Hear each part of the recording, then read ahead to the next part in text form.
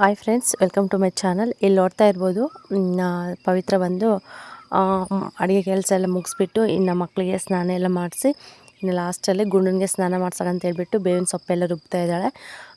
ಏನಂದರೆ ನಮ್ಮ ಗುಂಡ ಬಂದು ಒಂದು ಸ್ವಲ್ಪ ಏನಾದರೂ ಗುಳ್ಳೆ ಥರ ಆದರೆ ಸಾಕು, ಅದನ್ನ ಹಂಗೆ ಕೆರ್ಕೊಂಬಿಟ್ಟು ಜಾಸ್ತಿ ಗಾಯ ಮಾಡ್ಕೊಂಬಿಡ್ತಾನೆ. ಅದಕ್ಕೋಸ್ಕರ ಈ ಥರ ಸ್ವಲ್ಪ ಅವಾಗವಾಗ ಬೇವಿನ ಸೊಪ್ಪೆಲ್ಲ ಹಚ್ಚಿದ್ರೆ ಸ್ವಲ್ಪ ಕ್ಲಿಯರ್ ಆಗುತ್ತೆ ಅಂತ ಹೇಳಿಬಿಟ್ಟು ಮೊನ್ನೆ ಒಂದು ವಾರದ ಮುಂಚೆ ಅತ್ತೆ ಕೂಡ ಫಸ್ಟ್ ಟೈಮ್ ಬೇವಿನ ಸೊಪ್ಪೆಲ್ಲ ರುಬ್ಬಿಟ್ಟು ನೀಟಾಗಿ ಹಚ್ಚಿದ್ರು. ಅದಕ್ಕೆ ಇವಾಗ ಇನ್ನೊಂದು ಸತಿ ಹಚ್ಚೋಣ ಅಂತ ಹೇಳ್ಬಿಟ್ಟು ಪವಿತ್ರ ರುಬ್ತಾ ಇದ್ದಾಳೆ. ಇದನ್ನು ಮಿಕ್ಸಿಗೆ ಹಾಕ್ಬೋದು, ಅಂದರೆ ಸ್ವಲ್ಪ ಅಲ್ವಾ, ಅದು ಬೇಗ ತಿರುಗೋದಿಲ್ಲ ಅಂತೇಳ್ಬಿಟ್ಟು ಚಿಕ್ಕ ಜಾರ್ ಆದರೆ ತಿರುಗುತ್ತೆ, ಬಟ್ ಚಿಕ್ಕ ಜಾರ್ ಇರಲಿಲ್ಲ. ಅದಕ್ಕೆ ಇರೋದೇ ದೊಡ್ಡ ಜಾರ್ ಅಲ್ವಾ, ಅಷ್ಟೊಂದು ಇದಾಗಲ್ಲ ಅಂತ ಹೇಳಿಬಿಟ್ಟು ಇನ್ನು ಗುಂಡು ಕಲ್ಲಲ್ಲೇ ಸ್ವಲ್ಪ ನೀಟಾಗಿ ರುಬ್ತಾ ಇದ್ದಾಳೆ. ಸದ್ಯ ಗಾಯಕ್ಕೊಂದು ಹಚ್ಕೊಂಡ್ರೆ ಸಾಕು ಅಂತ ಹೇಳ್ಬಿಟ್ಟು. ಇನ್ನು ಟೈಮ್ ಕೂಡ ಇರಲಿಲ್ಲ ಫ್ರೆಂಡ್ಸ್, ಇನ್ನು ಬೆಳಗ್ಗೆನೇ ಅಲ್ವಾ, ಅದೆಲ್ಲ ಇನ್ನೂ ರಿಸ್ಕ್ ಆಗುತ್ತೆ ಅಂತ ಹೇಳಿ ಅದಕ್ಕೆ ಈ ಥರ ಮಾಡ್ತಾಯಿದ್ದಾಳೆ. ಇನ್ನೂ ಒಂದು ಸ್ವಲ್ಪ ಅರಿಶಿನ ಮತ್ತು ಒಂದು ಸ್ವಲ್ಪ ಒಂದು ಚಿಟಿಕೆ ಅಷ್ಟೇ, ಒಂದು ಸ್ವಲ್ಪ ಉಪ್ಪು ಮತ್ತು ಬೇವಿನ ಸೊಪ್ಪು ಇಷ್ಟೇ ಚೆನ್ನಾಗಿ ತೊಳೆದ್ಬಿಟ್ಟು ನೀಟಾಗಿ ಬೇವಿನ ಸೊಪ್ಪೆಲ್ಲ ಇವಾಗ ರುಬ್ತಾ ಇದ್ದಾಳೆ.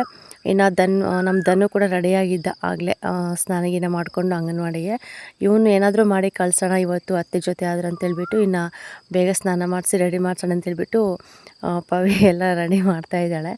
ಇನ್ನು ನಮ್ಮ ಅತ್ತೆ ಬಂದು ನಾನೇ ಕರ್ಕೊಂಡೋಗಿ ಒಂದು ಸ್ವಲ್ಪ ಹೊತ್ತು ಅವನ ಹತ್ರ ಬಿಟ್ಟು ಬರ್ತೀನಿ, ನೋಡೋಣ ಇರ್ತಾನೋ ಇಲ್ಲ ಅಂತ ಹೇಳಿಬಿಟ್ಟು ರೆಡಿ ಮಾಡಿಸಿ ಅಂತ ಹೇಳ್ತಾಯಿದ್ರು. ಸರಿ ಬಿಡಿ ಅಂತೇಳ್ಬಿಟ್ಟು ಇನ್ನು ಹಚ್ತಾ ಇದ್ದಾಳೆ. ಸ್ವಲ್ಪ ಈ ಥರ ಬೇವಿನ ಸೊಪ್ಪೆಲ್ಲ ಹಚ್ಬಿಟ್ಟು ಒಂದು 1/2 ಅವರ್ ಹಂಗೆ ಬಿಟ್ಬಿಟ್ರೆ ಸ್ವಲ್ಪ ಚೆನ್ನಾಗಿ ಹಿಡಿಯುತ್ತೆ ಅದು. ಇನ್ನೊಂದು ಸ್ವಲ್ಪ ಔಡ್ಲೆಣ್ಣೆ ಅದೆಲ್ಲ ಹಾಕ್ಬಿಟ್ಟು ಮಿಕ್ಸ್ ಮಾಡಿ ಹಚ್ಚಿದ್ರೆ ಇನ್ನೂ ಚೆನ್ನಾಗಿ ಮೈಗೆ ಅಂದರೆ ಹತ್ಕೊಳ್ಳುತ್ತೆ.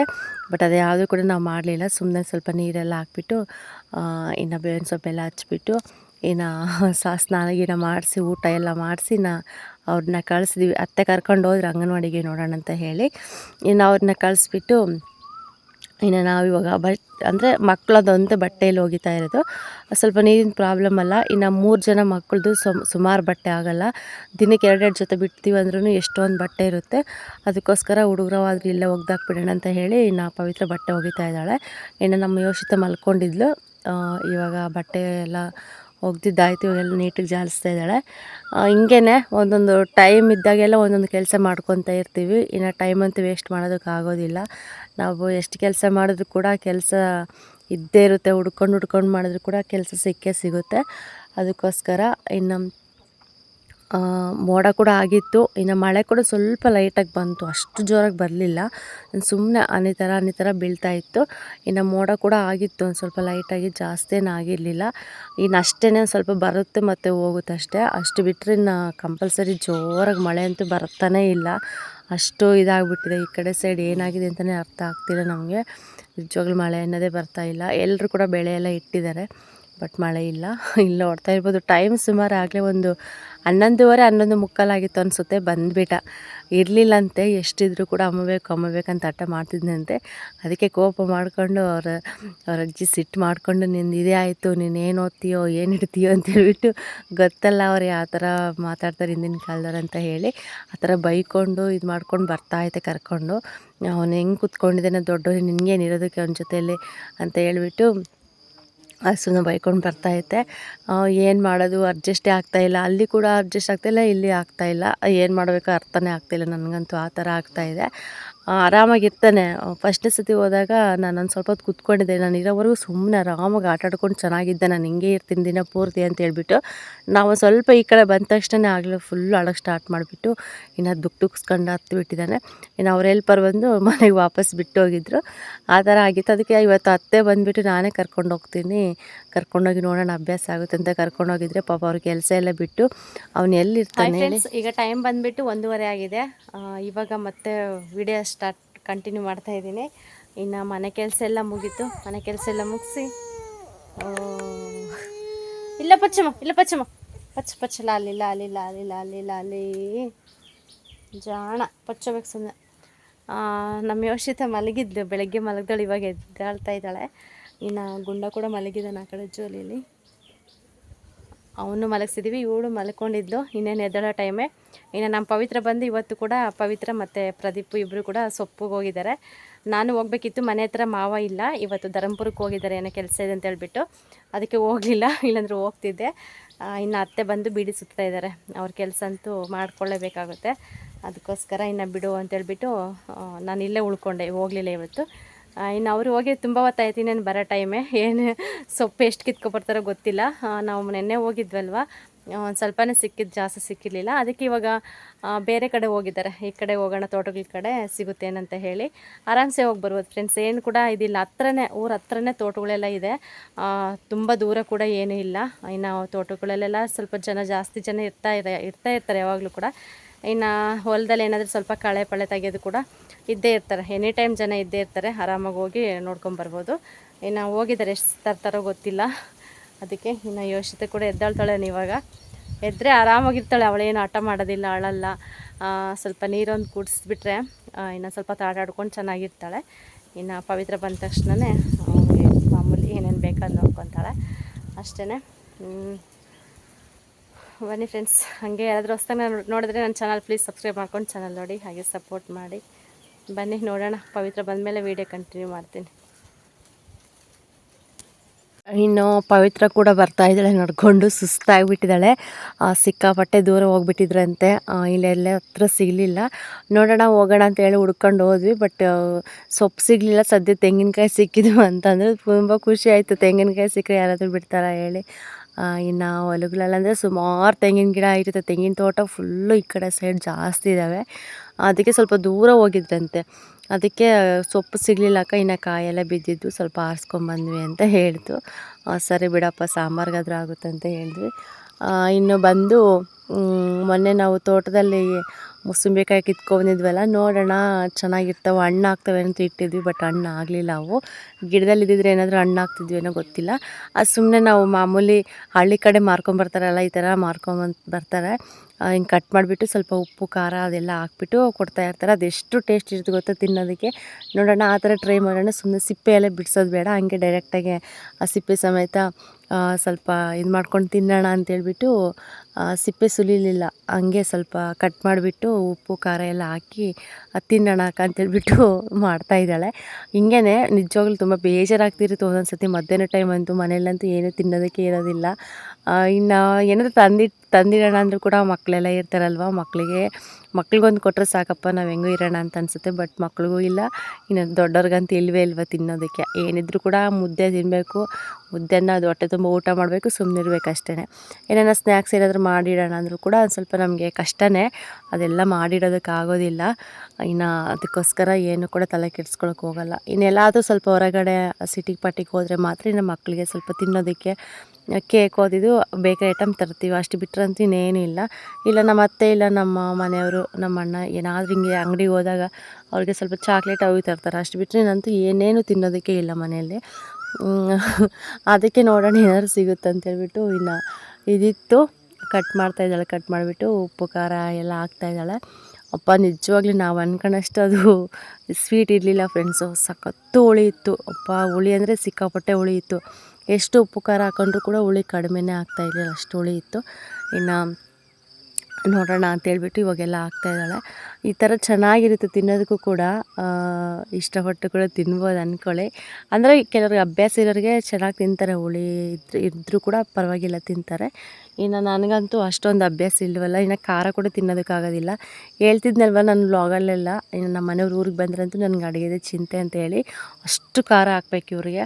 ಇನ್ನು ಇಲ್ಲಿ ಅಷ್ಟೇ ಸಖತ್ತು ಖಾರ ಹಾಕ್ತಾಯಿರ್ತಾರೆ ಸಾಂಬಾರಿಗೆ. ಇನ್ನು ಒಂಚೂರು ಖಾರ ಇಲ್ಲ ಅಂತಂದರೂ ಕೂಡ ಮನೆಯಲ್ಲೇ ಸಾಂಬಾರೇ ಮುಟ್ಟಲ್ಲ, ಅಷ್ಟು ಖಾರ ಹುಳಿ ಎಲ್ಲ ಪರ್ಫೆಕ್ಟಾಗಿರಬೇಕು. ಹಂಗಿದ್ರೆ ಮಾತ್ರ ಚೆನ್ನಾಗಿ ಊಟ ಮಾಡ್ತಾರೆ, ಅದು ಒಂದಿದು. ಇನ್ನು ನಮ್ಮ ಪ್ರದೀಪ ಬಂದ, ಕರೆದೆ ನಾನೇನು. ಅವ್ನು ಯಾವಾಗಲೂ ಬಂದು ಅಕ್ಕ ಏನಾದರೂ ತಿನ್ನೋಕೊಡಿ, ಅಕ್ಕ ಏನಾದರೂ ತಿನ್ನೋಕೊಡಿ ಅಂತ ಸುಮ್ಮನೆ ಕೇಳ್ತಾನೇ ಇದ್ದ. ಅದಕ್ಕೆ ಹಂಗೆ ನೆನೆಸ್ಕೊಂಡೆ, ಬಿಡು ನಮಗಂತೂ ತಿನ್ನೋದಕ್ಕಾಗೋದಿಲ್ಲ, ಅವ್ನು ತಿಂತಾನೇನು ಅಂತೇಳ್ಬಿಟ್ಟು ಕರೆದೆ. ಓದ್ಕೊತಾ ಇದ್ದ, ಎಕ್ಸಾಮ್ ಇದೆ ಸೋಮವಾರದಿಂದ ಅಂತೇಳ್ಬಿಟ್ಟು. ಬಂದ ನೋಡೋಣ ಅಂತ ಹೇಳಿ ಇನ್ನು ಕೊಡ್ತಾಯಿದ್ದೀವಿ. ಸುಮ್ಮನೆ ಅವನಿಗೂ ತಿನ್ನೋದಕ್ಕೆ ಆಗ್ತಾಯಿಲ್ಲ, ಆದರೂ ಕೂಡ ತಿಂತಾಯಿದ್ದಾನೆ. ಗಂಡು ಮಕ್ಕಳು ತಿಂತಾರೆ ಬಿಡಿ, ಚೆನ್ನಾಗಿದೆ ಅಂತೇಳ್ಬಿಟ್ಟು ಇನ್ನು ಸ್ವಲ್ಪ ಉಪ್ಪು ಖಾರ ಎಲ್ಲ ಹಾಕ್ಕೊಂಡು ತಿಂತಾಯಿದ್ದಾರೆ. ಇನ್ನು ಯಾವಾಗಲೂ ಅಷ್ಟೇ, ಮನೆ ಹತ್ರ ಬಂದರೆ ಸಾಕು, ಅವನೇನು ಕೇಳೋದಿಲ್ಲ. ಅಕ್ಕ ಏನಾದರೂ ಇದೆಯಾ ತಿನ್ನೋದಕ್ಕೆ, ಅಕ್ಕ ಏನಾದರೂ ತಿಂಡಿದ್ರೆ ಕೊಡಿ, ನಿಮ್ಮ ಹೆಂಗೋ ಮನೇಲಿ ಮಕ್ಕಳಿದ್ರೆ ಏನಾದರೂ ತರಿಸಿರ್ತೀರೇನೋ ಸ್ವಲ್ಪ ಅದು ಕೊಡಿ ಇದು ಕೊಡಿ ಅಂತ ಕೇಳ್ತಾ ಇರ್ತಾನೆ. ಇನ್ನು ಹಂಗೆ ಒಂಥರ ಚಿಕ್ಕ ಮಕ್ಕಳ ಥರ ಅಲ್ವಾ, ಹಿಂಗೆ ಕೇಳ್ತಾ ಇರ್ತಾನೆ. ಇನ್ನೇನು ಮಾಡೋಕ್ಕಾಗುತ್ತೆ, ಏನಿರಲ್ಲಲ್ವ, ಇನ್ನು ನಮಗೆ ಎಲ್ಲ ಬಿಡು, ನಿನ್ಗೆ ಇನ್ನೆಲ್ಲಿ ಕೊಡೋಣ ಅಂತೇಳ್ಬಿಟ್ಟು ಹಂಗೆ ರೇಗಿಸ್ತಾ ಇರ್ತೀವಿ. ನೋಡೋಣ ಅಂತೇಳ್ಬಿಟ್ಟು ಸ್ವಲ್ಪ ತಿಂತಾಯಿದ್ದೀನಪ್ಪ. ನನಗೂ ಕೂಡ ತಿನ್ನೋದಕ್ಕೆ ಆಗಲಿಲ್ಲ. ಆದರೆ ಸ್ವಲ್ಪ ಉಪ್ಪು ಖಾರ ಹಾಕಿದ್ವಲ್ವ, ಒಂದು 2 ಪೀಸ್ ಏನೋ ತಿಂದೆ, ಬಿಡಲಿಲ್ಲ. ಚೆನ್ನಾಗಿರುತ್ತೆ ಅಂತ ಹೇಳ್ಬಿಟ್ಟು ತಿನ್ಬೇಕು ಅವಾಗ ಎಲ್ಲನೂ ಅಭ್ಯಾಸ ಮಾಡ್ಕೋಬೇಕಲ್ವ. ಅದಕ್ಕೆ ಸ್ವಲ್ಪ ಜಾಸ್ತಿನೇ ಹುಳಿ ಇತ್ತು. ಆದರೆ ಸ್ವಲ್ಪ ಉಳಿದ್ರೆ ಬಿಟ್ರಂತೂ ಅದು ತಿನ್ಬೇಕಾದ್ರೆ ಸ್ವಲ್ಪ ಅಲ್ಲೂ ಕೂಡ ಒಂಥರ ಜುಮ್ ಅಂತ ಇರುತ್ತೆ. ಇನ್ನು ಬಾಯೆಲ್ಲ ಸ್ವಲ್ಪ ಖಾರ ಖಾರ ಅನಿಸ್ಬಿಡುತ್ತೆ. ಇರಲಿ ಅಂತ ಹೇಳ್ಬಿಟ್ಟು ಹಂಗೆ ಟ್ರೈ ಮಾಡ್ತಾಯಿದ್ದೆ ತಿನ್ನೋದಕ್ಕೆ.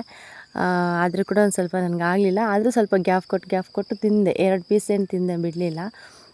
ಹೆಂಗೋ ಚೆನ್ನಾಗಿತ್ತಪ್ಪ. ಇನ್ನು ಮನೆಯಲ್ಲಿ ಸ್ವಲ್ಪ ಅಕ್ಕಿ ಖಾಲಿ ಆಗಿದ್ದು, ಅಂದರೆ ಹೋದ ಸತಿ ಎಲ್ಲ ಸ್ವಲ್ಪ ಕ್ಲೀನ್ ಮಾಡ್ಕೊಂಡಿದ್ವಿ. ಇನ್ನು ಈ ಸತಿ ಸ್ವಲ್ಪ ಜಾಸ್ತಿ ಕ್ಲೀನ್ ಮಾಡ್ತಾಯಿದ್ದಾಳೆ. ಬಿಡು, ಇನ್ನು ಟೈಮ್ ಇತ್ತು, ಫ್ರೀ ಆಗಿದ್ವಿ. ಇನ್ನು ಮಕ್ಕಳು ಕೂಡ ಮಲ್ಕೊಂಡಿದ್ರು. ಸರಿ ಬಿಡು, ಅವ್ರು ಎದ್ದೇಳೋಷ್ಟೊತ್ತಿಗೆ ಸ್ವಲ್ಪ ಎಲ್ಲ ಜಲ್ದಿ ಹಿಡಿದ್ಬಿಟ್ಟು ಸ್ವಲ್ಪ ಕ್ಲೀನ್ ಮಾಡ್ಕೊಂಡು ಬಾಕ್ಸ್ಗೆ ಹಾಕ್ಕೊಳ್ಳೋಣ ಅಂತ ಹೇಳ್ಬಿಟ್ಟು ಇನ್ನು ಕೂತ್ಕೊಂಡಿದ್ದೀವಿ. ಈ ನಾವು ಬಂದು ರೇಷನ್ ಅಕ್ಕಿನೇ ತಿನ್ನೋದು. ನಮಗೆ ಕರೆಕ್ಟಾಗಿ 1 ಮಂತಿಗಷ್ಟು ಖಾಲಿ ಆಗಿಬಿಡುತ್ತೆ. ಇನ್ನೊಂದು ವಾರ ಇದೆ ಅನ್ನೋಷ್ಟರೊಳಗೆ ಖಾಲಿ ಆಗಿಬಿಡುತ್ತೆ. ಅಷ್ಟರೊಳಗೆ ಅಕ್ಕಿ ಬಂದ್ರಂತೂ ನಾವು ಬಚಾವ್ ಆಗ್ತೀವಿ. ಅಕ್ಕಿ ಬರಲಿಲ್ಲ ಅಂದರೆ ತುಂಬ ಕಷ್ಟನೇ ಆಗುತ್ತೆ. ಇನ್ನು ನಾವು ಬೇರೆ ತಿಂಡಿ ಏನೂ ಮಾಡಲ್ಲ. ಸೆಂಟ್ರಲ್ ದೋಸೆ, ಚಪಾತಿ ಇಲ್ಲ ಏನಾದರೂ ಸ್ವಲ್ಪ ಮಾಡಿದ್ರೆ ಅಕ್ಕಿ ಮಿಗುಲುತ್ತೆ. ಇಲ್ಲ ಅಂದರೆ ಉಳ್ಸೋಕ್ಕೆ ಆಗೋದಿಲ್ಲ. ತಿಂಗಳು ಬರೋವರೆಗೂ ಮೇಂಟೈನ್ ಮಾಡೋದಕ್ಕೆ ಕಷ್ಟ ಆಗುತ್ತೆ ಸ್ವಲ್ಪ. ಅದಕ್ಕೆ ಬರೀ ಬೆಳಗ್ಗೆನೂ ಮುದ್ದೆ ಮಾಡಬೇಕು, ನೈಟು ಮುದ್ದೆ ಮಾಡಬೇಕಲ್ಲ, ಸಖತ್ತು ಅಕ್ಕಿ ಖರ್ಚಾಗ್ತಾ ಇರುತ್ತೆ. ಇನ್ನು ಮುದ್ದೆಗೂ ಕೂಡ ಕಂಪಲ್ಸರಿ ಗಟ್ಟಿ ಅಕ್ಕಿನೇ ಹಾಕ್ತೀವಿ. ಇನ್ನು ಯಾವಾಗಾದ್ರೂ ಈ ಥರ ಅಕ್ಕಿ ಎಲ್ಲ ಜಲ್ದಿ ಇಟ್ಕೊಂಡಾಗ ಅದರಲ್ಲಿ ನುಚ್ಚಕ್ಕಿ ಬರುತ್ತಲ್ಲ, ನುಚ್ಚಕ್ಕಿ ಬಂದಮೇಲೆ ಒಂದು ಸ್ವಲ್ಪ ಹಂಗೆ ಮಿಕ್ಕಿಸ್ಕೊಂಡು ಆ ಮುದ್ದೆಗೆ ಹಾಕ್ತೀವಿ. ಅವು ಖಾಲಿ ಆಗೋವರೆಗೂ ಅವು ಹಾಕ್ತಾ ಇರ್ತೀವಿ. ನಾವು ಖಾಲಿ ಆದಮೇಲೆ ನೆಕ್ಸ್ಟು ಗಟ್ಟಿ ಅಕ್ಕಿನೇ ತೊಗೋಬೇಕಲ್ಲ, ಅದಕ್ಕೆ ಜಾಸ್ತಿ ತಡ್ತಾ ಬರಲ್ಲ ನಮಗೆ. ಅದನ್ನೇ ಮಾತಾಡ್ತಾ ಇದ್ದೀವಿ ಇಬ್ಬರು, ಎಷ್ಟು ಅಕ್ಕಿ ಖಾಲಿ ಆಗುತ್ತಲ್ಲ ಮನೇಲಿ ಅಂತ ಹೇಳಿಬಿಟ್ಟು. ಅಕ್ಕ ಮತ್ತೆ ಒಂದು ತಿಂಗಳು ಬರೋಷ್ಟೊತ್ತಿಗೆ ಆಗಲೇ ಖಾಲಿ ಆಗಿರುತ್ತೆ. ಬರೋವರೆಗೆ ಇವನ್ನೇ ಸ್ವಲ್ಪ ನಿಧಾನಕ್ಕೆ ಮೇಂಟೈನ್ ಮಾಡಬೇಕು ಅಂತ ಹೇಳ್ತಾ ಇದ್ಲು. ಅಷ್ಟೇ, ಭಾಳ ಕಷ್ಟ ಹೆಣ್ಮಕ್ಳು ಮನೇಲಿ ಒಂದು ಜವಾಬ್ದಾರಿ ಮೇಲೆ ತೊಗೊಂಡಾಗ ನಿಭಾಯಿಸೋದಂತೂ ಸಿಕ್ಕಾಪಟ್ಟೆ ಕಷ್ಟ.